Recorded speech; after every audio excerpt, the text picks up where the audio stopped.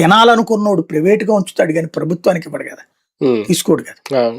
డిస్టిలరీలు ఇప్పుడు డిస్టిలరీలు ఇవ్వరా వీళ్ళకి డబ్బులు ఇవ్వరని నేను చెప్పను. డిస్టిలరీలు అప్పుడు కూడా ఇచ్చి ఉంటారు ఖచ్చితంగా, దాన్ని ప్రూవ్ చేయలేరు. ఇప్పుడు కూడా ఇస్తారు.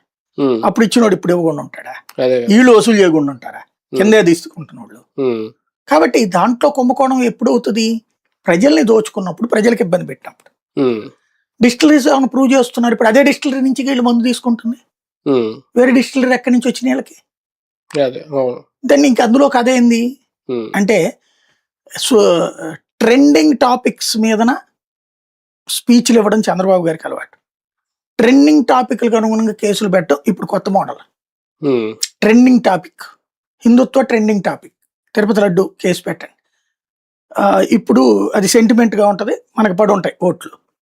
ఇప్పుడు ట్రెండింగు కేజ్రీవాల్ లెక్కరు కాబట్టి లెక్కర్ ఇక్కడ పెట్టేయండి. కాకపోతే అసలు దానికి దీనికి కంప్లీట్ డిఫరెంట్ అన్నమాట. అదేమో ప్రభుత్వ దుకాణాలని ప్రైవేట్గా చేసి ప్రభుత్వానికి ఆదాయాన్ని కొల్లగొట్టింది. ఇక్కడేమో ప్రభుత్వానికి ఆదాయం పెరిగింది, 7,000 కోట్లు నిర్వహించింది. 17,000 కోట్ల నుంచి 25,000 కోట్లు పెరిగింది. పెరిగినప్పుడు కుంభకోణం ఎందుకు వస్తుంది? పెరిగినప్పుడు కుంభకోణం అని ఎలా ప్రూవ్ చేస్తారు? ఇప్పుడు ఇవన్నీ ఏం చేశారు? ఓన్లీ టెక్నికల్ రీజన్స్ ఆధారంగా పెట్టుకొచ్చారు కేసు అంతా కూడా.